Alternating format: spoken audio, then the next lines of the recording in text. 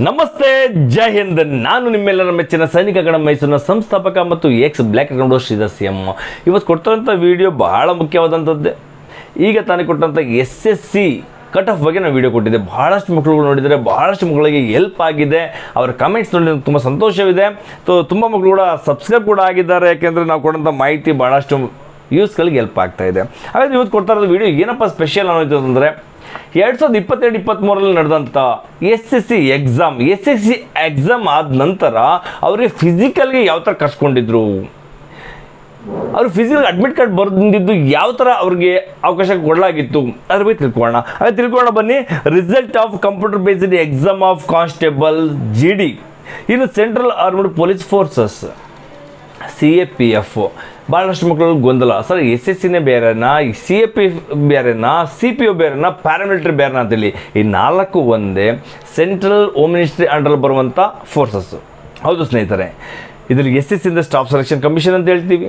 CAPF ಅಂದರೆ central armed police forces ಅಂತ ಹೇಳಲಾಗ್ತದೆ.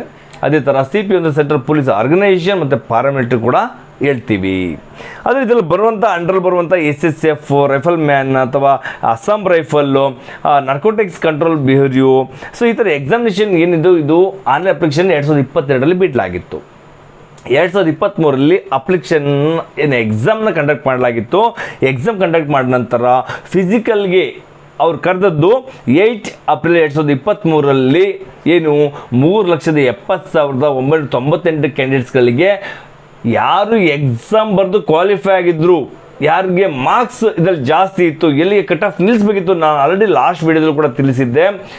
Almost 3 lakh to 3.5 lakh ತನಕ ಎಲ್ಲರನ್ನು ಕೂಡ ಫಿಸಿಕಲ್ಗೆ ಕ್ವಾಲಿಫೈ ಮಾಡ್ಕೊಳ್ತಾರೆ. ಕಟ್ ಆಫ್ ಟಾಪ್ ಸ್ಕೋರಿಂದ ಎಲ್ಲಿ 3.5 ಲಕ್ಷ ಕ್ಯಾಂಡಿಡೇಟ್ಸ್ ಲಾಸ್ಟ್ ನಂಬರ್ ನಿಂತ್ಕೊಳುತ್ತೆ, ಎಲ್ಲಿ ಮಾರ್ಕ್ಸ್ ನಿಂತ್ಕೊಳುತ್ತೆ ಅಲ್ಲಿಗೆ ಅವ್ರನ್ನ ಕಟ್ ಆಫ್ ನಿಲ್ಲಿಸ್ತಾ ಅಂತ ಹೇಳಿದೆ. ಹೌದು ನಿಜ. ಇದರಲ್ಲೂ ಅಷ್ಟೇ 3.70.998 ಕ್ಯಾಂಡಿಡೇಟ್ಸ್ ಅಂದರೆ 3,70,998 ಕ್ಯಾಂಡಿಡೇಟ್ಸ್ಗಳನ್ನ ಕ್ವಾಲಿಫೈ ಮಾಡ್ಕೊಂಡಿದ್ರು. ಅಡ್ಮಿಟ್ ಕಾರ್ಡ್ ಇಶ್ಯೂ ಮಾಡಲಾಗಿತ್ತು. ಅದರಲ್ಲೂ ಕೂಡ ಫಿಮೇಲ್ 40,924, ಆದರೆ ಮೇಲ್ 3,30,074 ಕ್ಯಾಂಡಿಡೇಟ್ಸ್ಗಳನ್ನ ಕ್ವಾಲಿಫೈ ಮಾಡಿ ಅಡ್ಮಿಟ್ ಕಾರ್ಡ್ನ ಇಶ್ಯೂ ಮಾಡಲಾಗಿತ್ತು. ಇದು ಕೇಳಲಾಗಿದೆ. Var short listed for appearing in physical efficiency test PET, Physical Standard Test PST for recruitment in the following forces organization. Total 8 ಫೋರ್ಸಸ್ಗಳಿಗೆ 8 ಡಿಪಾರ್ಟ್ಮೆಂಟ್ಗಳಿಗೆ ಈ ಒಂದು ವೇಕೆನ್ಸಿನ ಕೊಡಲಾಗಿತ್ತು. ಹೌದು ಸ್ನೇಹಿತರೆ, ಹಾಗಾದರೆ ಏನಲ್ಲಿ ಕೊಟ್ಟಂಥದ್ದು ಇದರಲ್ಲಿ ಕೊಡಲಾಗಿತ್ತು ಪೋಸ್ಟ್ ಕೋಡ್ ಅಂತೇಳಿ ನೀವು ನೋಡಿ ನನ್ನ ಸ್ಕ್ರೀನ್ ಶೋ ಮಾಡ್ತಾ ಇರ್ತೀನಿ. ಎ ಅಂದರೆ ಇದರಲ್ಲಿ ಕೊಟ್ಟಂಥದ್ದು ಬಾರ್ಡರ್ ಸೆಕ್ಯೂರಿಟಿ ಫೋರ್ಸಸ್, ಬಿನಲ್ಲಿ central industrial security forces CSF, ಸಿನಲ್ಲಿ central reserve police forces CRPF, ಡಿನಲ್ಲಿ ಸಶಸ್ತ್ರ ಸೀಮಾ ಬಲ್ SSB, ಇನಲ್ಲಿ Indo Tibetan border police ITBP, ಎಫ್ನಲ್ಲಿ ಅಸ್ಸಾಂ ರೈಫಲ್ AR, ಜಿನಲ್ಲಿ ನಾರ್ಕೋಟಿಕ್ಸ್ ಕಂಟ್ರೋಲ್ ಬ್ಯೂರೋ NCB, ಎಚ್ನಲ್ಲಿ ಸೆಕ್ರೆಟರಿಯೇಟ್ ಸೆಕ್ಯೂರಿಟಿ ಫೋರ್ಸಸ್ ಅದರಲ್ಲಿ SSF ಅಂತ ಕೊಡಲಾಗಿತ್ತು. ಈ ಥರ ಟೋಟಲ್ 8 ಫೋರ್ಸಸ್ 8 ಡಿಪಾರ್ಟ್ಮೆಂಟ್ಗಳಿಗೆ ಅವಕಾಶ ಕೊಡಲಾಗಿತ್ತು. ಹಾಗಾದರೆ ಇದು ಹೇಗೆ ಶಾರ್ಟ್ ಲಿಸ್ಟ್ ಬಿಟ್ಟಿದ್ದು ಹೇಗೆ ಅನ್ನೋಯ್ತು ಅಂದರೆ, ಇದು ಶಾರ್ಟ್ ಲಿಸ್ಟನ್ನ ಅದರಲ್ಲಿ ಎಷ್ಟು ಮಾರ್ಕ್ಸ್ನ ಮ್ಯಾಕ್ಸಿಮಮ್ ತೊಗೊಂಡಿದ್ರೆ ಅಂಥ ಮಕ್ಕಳಿಗೆ ಅವಕಾಶ ಕೊಡಲಾಗಿತ್ತು. ಟೋಟಲ್ಲು ಫಿಮೇಲ್ನಲ್ಲಿ ಕೊಟ್ಟಂಥದ್ದು ಟೋಟಲ್ ಇದ್ರ ಬಗ್ಗೆ ತಿಳಿಸ್ಕೊಡ್ತೀನಿ. ಎಷ್ಟು ಮಕ್ಕಳು ಅಟೆಂಡ್ ಮಾಡಿದ್ದಾರೆ ಅದ್ರ ಬಗ್ಗೆಯೂ ಕೂಡ ಅಂತ ಟೇಬಲ್ ಇದೆ. ಟೇಬಲ್ ನೀವು ನೋಡ್ಬೋದು. ಫಿಮೇಲ್ ಕ್ಯಾಂಡಿಡೇಟ್ ಶಾರ್ಟ್ ಲಿಸ್ಟೆಡ್ 40,924 ಆದರೆ ಮೇಲು 3,30,074 ಇತ್ತು. ಟೋಟಲ್ 3,70,998 ಕ್ಯಾಂಡಿಡೇಟ್ಸ್ಗಳನ್ನ ಸೆಲೆಕ್ಟ್ ಮಾಡಲಾಗಿತ್ತು. ಅದರಲ್ಲಿ PET PST ಕಂಡಕ್ಟ್ ಮಾಡಿದಾಗ ಮಕ್ಕಳುಗಳು ಬಂದಂಥ ಸಂಖ್ಯೆ, ಅದರಲ್ಲಿ ಹೆಣ್ಮಕ್ಳುಗಳು ಫಿಮೇಲ್ಸ್ PET PST ಕಂಡಕ್ಟ್ ಮಾಡಿದಾಗ ಫಿಮೇಲ್ ಸಂಖ್ಯೆ ಇದ್ದಂಥದ್ದು 40,717 ಮತ್ತು ಮೇಲು 3,27,429 ಆಗಿತ್ತು. ಹಾಗಾದರೆ ಇದರಲ್ಲಿ ಆಬ್ಸೆಂಟ್ ಆದವರು ಎಷ್ಟು? ನಾನು ಯಾವಾಗಲೂ ಹೇಳ್ತಾ ಇರ್ತೀನಿ ಸ್ನೇಹಿತರೆ, ಎಷ್ಟು ಮಕ್ಕಳು ಕ್ವಾಲಿಫೈ ಆಗ್ತಾರೆ ಅಥವಾ ಸೆಲೆಕ್ಷನ್ ಹತ್ರ ಫೈನಲ್ ಮೆರಿಟ್ ಲಿಸ್ಟ್ ಬಂದ್ರೂ ಕೂಡ ಅದರಲ್ಲಿ ಕೆಲವರು ಮಕ್ಕಳುಗಳು ಹೋಗಿರೋದಿಲ್ಲ ಡ್ಯೂಟಿಗೆ. ಕೆಲವರು ಪೇರೆಂಟ್ಸ್ಗಳಿಗೆ ಒತ್ತಾಯ ಇಷ್ಟ ಇರೋಲ್ಲ, ಕೆಲವರಿಗೆ ಮಕ್ಕಳುಗಳಿಗೆ ಬೇರೆ ಏನಾದರೂ ಅವಕಾಶ ಸಿಕ್ಬಿಟ್ಟಿರ್ತದೆ, ಕ್ಯಾನ್ಸಲ್ ಮಾಡ್ಕೊಂಡ್ಬಿಡ್ತಾರೆ. ಆದರೆ ನನಗೆ ಇನ್ನಷ್ಟು ವೇಕೆನ್ಸಿಗಳು ಪೆಂಡಿಂಗ್ ಉಳ್ಕೊಳ್ಳುತ್ತೆ. ಯಾರಾದರೂ ತುದಿನಲ್ಲಿರೋಂಥದ್ದು, ಹೌದು ಇನ್ನೂ ಸೆಲೆಕ್ಷನ್ ಆಗಬೇಕಿತ್ತು, ಇನ್ನೊಂದು ಮಾರ್ಕ್ಸಿಂದ ನನಗೆ ಸಿಗಲಿಲ್ಲ ಚಾನ್ಸಸ್ ಅಂತಾರಲ್ಲ, ಅಂಥ ಮಕ್ಕಳಿಗೆ ಆ ಸಮಯದಲ್ಲಿ ಹೆಲ್ಪ್ ಆಗ್ಬಿಡ್ತದೆ. ಯಾರಾದರೂ ಹೋಗಲಿಲ್ಲ ಅಂದರೆ ಅಂಥ ಮಕ್ಕಳನ್ನ ತೊಗೊಂಡ್ಬಿಡ್ತಾರೆ. ಹಾಗಾದರೆ ಆಬ್ಸೆಂಟ್ ಆದಂಥದ್ದು ಎಷ್ಟು ಅಂತ ಕೇಳಿದ್ರೆ ನೀವು ಬಹಳ ಆಶ್ಚರ್ಯಪಡ್ತೀರಾ. ಹೆಣ್ಮಕ್ಳು ಫಿಮೇಲ್ 12,026 ಮಹಿಳೆಯರು ಸೊ ಇದರಲ್ಲಿ ಅಬ್ಸೆಂಟ್ ಆಗಿದ್ರು, ಹೋಗೇ ಇರಲಿಲ್ಲ, ಸೆಲೆಕ್ಷನ್ಗೆ ಹೋಗಿಲ್ಲ, ಫಿಸಿಕಲ್ ಟೆಸ್ಟ್ಗೆ ಹೋಗಿರಲಿಲ್ಲ. ಹಾಗಾದರೆ ಮೇಲ್ ಗಂಡು ಮಕ್ಕಳುಗಳು ಟೋಟಲ್ ಅಬ್ಸೆಂಟ್ ಆದಂಥದ್ದು 89,321, 89,321. ಸುಮಾರು ನಿಯರ್ 1 lakhs ನಿಯರ್ 1 lakh ಕ್ಯಾಂಡಿಡೇಟ್ಗಳು ಸೆಲೆಕ್ಷನ್ಗೆ ಹೋಗಿಲ್ಲ. ಅದಕ್ಕೆ ಅರ್ಥ ಟೋಟಲಿ 1,01,347 ಕ್ಯಾಂಡಿಡೇಟ್ಸ್ಗಳು ಅಬ್ಸೆಂಟ್ ಆಗಿದ್ದರು. ಹಾಗಾದರೆ ಈ ಫಿಸಿಕಲ್ ಟೆಸ್ಟ್ಗೆ ಅಟೆಂಡ್ ಆದಂಥ ಮಕ್ಕಳಿಗೆ ಎಷ್ಟು ಅನ್ನೋದಿತ್ತು ಅಂದರೆ, ಪ್ರೆಸೆಂಟ್ ಫಿಮೇಲ್ ಹೆಣ್ಮಕ್ಳುಗಳು 28,615, ಮೇಲು 2,38,108, 2,38,108 ಮಕ್ಕಳುಗಳು ಅಟೆಂಡ್ ಮಾಡಿದ್ರು. ಟೋಟಲ್ 2,66,723 ಮಕ್ಕಳುಗಳು ಪ್ರೆಸೆಂಟ್ ಇದ್ದರು, ಅಟೆಂಡ್ ಮಾಡಿದರು. ಅದರಲ್ಲಿ ನಾಟ್ ಕ್ವಾಲಿಫೈಡ್ ಆದರೆ ಅದ್ರ ಸೆಲೆಕ್ಷನ್ ಆಗಲಿಲ್ಲ.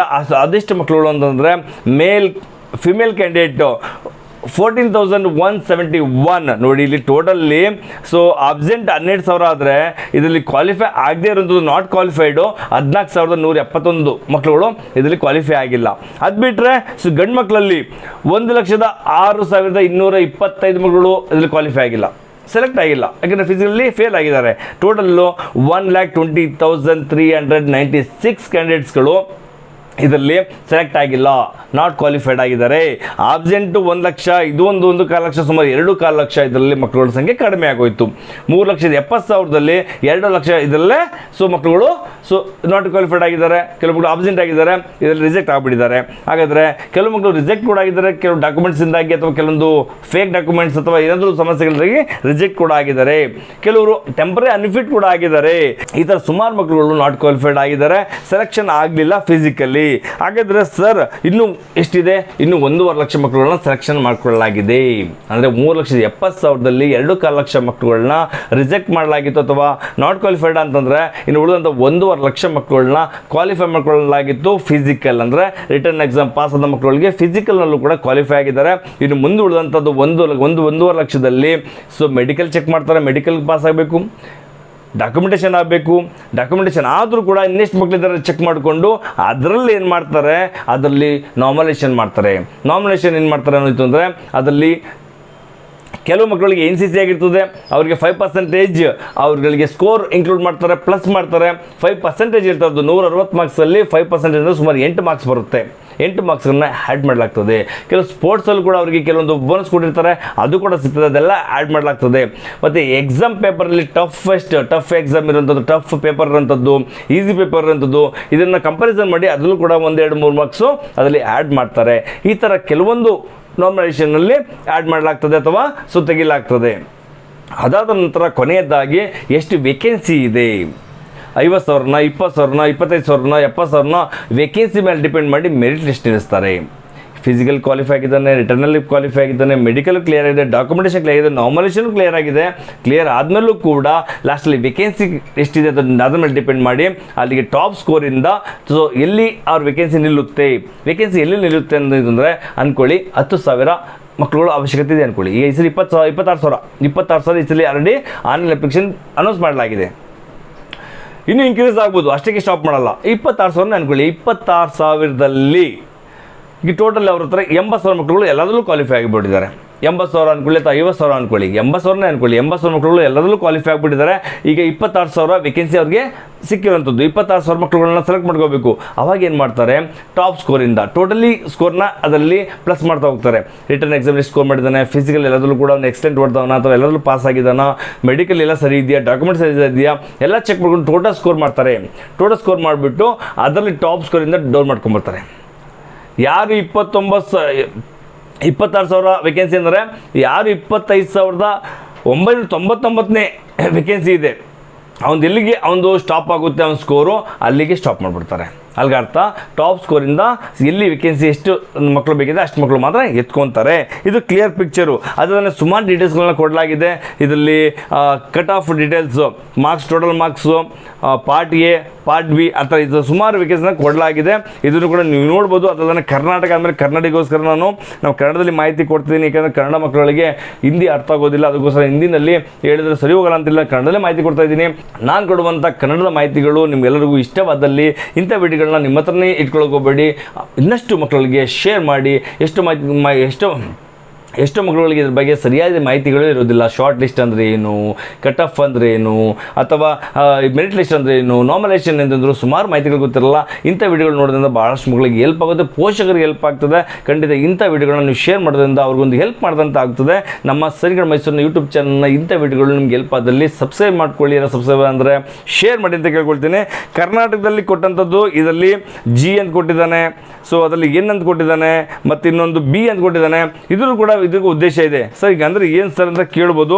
ಇದರ ಅರ್ಥ ಸೊ G ಅಂದರೆ ಜನರಲ್ ಡಿಸ್ಟ್ರಿಕ್ಟ್ ಏರಿಯಾ ಅಂತ ಬರುತ್ತೆ, B ಅಂದರೆ ಬಾರ್ಡರ್ ಡಿಸ್ಟ್ರಿಕ್ಟ್ ಏರಿಯಾ ಅಂತ ಬರುತ್ತೆ, N ಅಂದರೆ Naxal militancy affected district area ಅಂತ ಬರುತ್ತೆ. ಈ ಥರ 3 ಏರಿಯಾಗಳು ಬರುತ್ತೆ. 3 ಏರಿಯಾದಲ್ಲಿ ಅವ್ರು ಏನು ಮಾಡ್ತಾರೆ, ಅದರಲ್ಲೂ ಕೂಡ ಯಾರಿಗೆ ಎಷ್ಟು ವೇಕೆನ್ಸಿ ಕೊಡಬೇಕು ಅದ್ರ ಮೇಲೆ ಡಿಪೆಂಡ್ ಮಾಡಿ ಅವ್ರನ್ನ ಸೊ ಅದರಲ್ಲಿ ವೇಕೆನ್ಸಿನ ಕೊಡಲಾಗ್ತದೆ. ಕರ್ನಾಟಕಕ್ಕೆ ಲಾಸ್ಟಲ್ಲಿ ಕೊಟ್ಟಂಥದ್ದು ಸೊ ನೋಡಿ ಇಲ್ಲಿ ಫಿಮೇಲ್ಸ್ಗಳಿಗೆ ಹೇಳ್ತಾರಂಥದ್ದು, ಫಿಮೇಲ್ಸ್ಗಳಿಗೆ EWSಗೆ 44.35 ನಿಲ್ಲಿಸಿದ್ರು. ಅದೇ ಥರ SC ಅವರಿಗೆ 49.01 ನಿಲ್ಲಿಸಿದ್ರು. ಅದೇ ಥರ ST ಅವರಿಗೆ 60.98, ST ಅವರಿಗೆ ಜಾಸ್ತಿ ನಿಲ್ಲಿಸಿದ್ದಾರೆ. ಮತ್ತು OBC ಅವರಿಗೆ 54.04 ನಿಲ್ಲಿಸಿದ್ರು. ಅದೇ ಥರ UR ಅಂದರೆ ಅನ್ರಿಸರ್ವ್ಡ್, ಇದರಲ್ಲಿ ಟೋಟಲು 60.23 ನಿಲ್ಲಿಸಿದ್ರು. ನಾನು ಆಲ್ರೆಡಿ ಇದನ್ನು ಅನೌನ್ಸ್ ಮಾಡಿದ್ದೀನಿ, ನಿಮಗೆ ತಿಳಿಸಲಾಗಿತ್ತು. ಅದೇ ಥರ ಬಾಯ್ಸ್ಗೂ ಕೂಡ ಗಂಡು ಮಕ್ಕಳುಗಳಿಗೆ ಮೇಲ್ಗೂ ಕೂಡ ನಾನು ನಿಮಗೆ ನೆನ್ನೆ ತಿಳಿಸಿದ್ದೀನಿ, SSC ಕಟ್ ಆಫ್ನಲ್ಲಿ ತಿಳಿಸಲಾಗಿದೆ. ಅದೇ ಥರ ನಿಮಗೆ ಸೊ ಇದರಲ್ಲಿ ಇದೇ ಥರ ನಿಮಗೆ ಯಾರು ಕ್ವಾಲಿಫೈ ಆಗಿದ್ದಾರೆ, ಯಾರು ಸ್ಕೋರ್ ಜಾಸ್ತಿ ಮಾಡಿದ್ರೆ ಅಂಥವ್ರಿಗೆ ಅಡ್ಮಿಟ್ ಕಾರ್ಡ್ನ ಇಶ್ಯೂ ಮಾಡ್ತಾರೆ, ಫಿಸಿಕಲ್ಗೆ ನಿಮಗೆ ಕರ್ಸ್ಕೊಳ್ತಾರೆ. ಇನ್ನು ಮಕ್ಕಳುಗಳಿಗೆ ಗೊಂದಲ ಇರೋದಂತಂದರೆ ಸರ್ ನನ್ನ ಸ್ಕೋರ್ ಚೆನ್ನಾಗಿದೆ ಸರ್, ಈಗ ಅಡ್ಮಿಟ್ ಕಾರ್ಡ್ ಯಾವಾಗ ಬರುತ್ತೆ, ಅಥವಾ ಸೊ ಯಾವಾಗ ಇದನ್ನು ರಿಸಲ್ಟ್ ಅನೌನ್ಸ್ ಮಾಡ್ತಾರೆ, ರಿಸಲ್ಟ್ ಅನೌನ್ಸ್ ಮಾಡಿದ್ಮೇಲೆ ಎಷ್ಟು ಸಮಯ ಕೊಡ್ತಾರೆ ನಮಗೆ ಫಿಸಿಕಲ್ ತಯಾರಾಗಲಿಕ್ಕೆ. ಫಿಸಿಕಲಲ್ಲಿ ಏನಿರುತ್ತದೆ, ಫಿಸಿಕಲಲ್ಲಿ ಟೋಟಲ್ 5 ಕಿಲೋಮೀಟರ್ ರನ್ನಿಂಗ್ ಇರುತ್ತೆ, 24 ನಿಮಿಷ ಒಳಗಡೆ ಬರಬೇಕು. ಇದು ಬಾಯ್ಸ್ಗೆ ಅಂದರೆ ಸೊ ಮೇಲ್ ಕ್ಯಾಂಡಿಡೇಟ್ಸ್ಗಳಿಗೆ. ಹೆಣ್ಮಕ್ಳಿಗಾದರೆ 1600 ಮೀಟ್ರ್ ರನ್ನಿಂಗ್ ಇರುತ್ತೆ, ಅದು ಟೈಮಿಂಗ್ 8.5 ನಿಮಿಷ ಇರ್ತದೆ. ಇದು ಟೈಮಿಂಗ್ 8.5 ನಿಮಿಷ ಒಳಗಡೆ ಬಂತು ಅಂದರೆ ಅವರಿಗೆ ಸೊ ಅನುಕೂಲ ಆಗ್ತದೆ, ಪಾಸ್ ಆಗ್ತಾರೆ. ಅದಕ್ಕೆ ಬಾಯ್ಸ್ ಗಂಡು ಮಕ್ಕಳುಗಳು ಇದರಲ್ಲಿ ಮೇಲ್ ಕ್ಯಾಂಡಿಡೇಟ್ಸ್ ಅವ್ರಿಗೆ 24 ಮಿನಿಟ್ಸ್ 5 ಕಿಲೋಮೀಟರ್ ರನ್ನಿಂಗ್ ಇರುತ್ತೆ. 5 ಕಿಲೋಮೀಟರ್ ರನ್ನಿಂಗ್ ನೀವು ಕ್ವಾಲಿಫೈ ಆಗಬೇಕಾಗ್ತದೆ. ಅದು ಬಿಟ್ಟರೆ ಇನ್ನು ಲಾಂಗ್ ಜಂಪ್ ಇರುತ್ತೆ, ಹೈ ಜಂಪ್ ಇರುತ್ತೆ, ಸೊ ಹೆಣ್ಮಕ್ಳಿಗೂ ಇರುತ್ತೆ, ಗಂಡು ಮಕ್ಳಿಗೂ ಇರುತ್ತೆ, ಶಾರ್ಟ್ ಪುಟ್ಸ್ ಇರುತ್ತೆ. ಇಷ್ಟನ್ನು ನೀವು ಕ್ವಾಲಿಫೈ ಮಾಡ್ಕೊಬೇಕು. ಶಾರ್ಟ್ ಪುಟ್ಸ್ ಆಪ್ಷನಲ್ಲಿ ಒಂದ್ಸರಿ ಕೊಡ್ತಾನೆ, ಒಂದ್ಸರಿ ಕೊಡೋದಿಲ್ಲ. ಸೊ ಇದ್ರೆ ಅದನ್ನು ಕೂಡ ನೀವು ಮಾಡಬೇಕಾಗುತ್ತೆ. ಇಷ್ಟು ಟೆಸ್ಟ್ನ ಕ್ಲಿಯರ್ ಮಾಡ್ಕೊಂಡ್ರೆ ನೆಕ್ಸ್ಟ್ ನೀವು ಮೆಡಿಕಲ್ಗೆ ಅನೌನ್ಸ್ ಮಾಡ್ತಾರೆ, ಆ ಟೈಮಲ್ಲಿ ನೀವು ಮೆಡಿಕಲ್ಗೆ ಹೋಗಬೇಕಾಗುತ್ತೆ. ಇವತ್ತು ಕೊಟ್ಟಂಥ ಮಾಹಿತಿ, ಇವತ್ತು ಪ್ರಾಕ್ಟಿಕಲಾಗಿ ಇದನ್ನು PDF ನಮಗೆ ಅಪ್ಲೋಡ್ ಮಾಡ್ತೀವಿ. PDF ಕೂಡ ನೀವು ಚೆಕ್ ಮಾಡ್ಕೊಬೋದು. ನಮ್ಮ ಸರಿಗಡ ಮೈಸೂರನ್ನ ಇಂಥ ಹೆಲ್ಪ್ಫುಲ್ ನಿಮಗೆ ಸಹಾಯವಾಗುವಂಥ ವಿಡಿಯೋಗಳನ್ನ ನೋಡಿದ್ದಕ್ಕೆ ನಮ್ಮ ಸರಿಗಡ ಮೈಸೂರು ವತಿಯಿಂದ ಹೃದಯಪೂರ್ವಕವಾಗಿ ಧನ್ಯವಾದಗಳನ್ನು ತಿಳಿಸ್ತೀವಿ. ಇನ್ನಷ್ಟು ಮಾಹಿತಿಗಾಗಿ ನಮ್ಮ ಸರಿಗಡ ಮೈಸೂರನ್ನ ನೋಡ್ತಾ ಇರಿ. ಥ್ಯಾಂಕ್ ಯು, ನಮಸ್ತೆ, ಜೈ ಹಿಂದ್.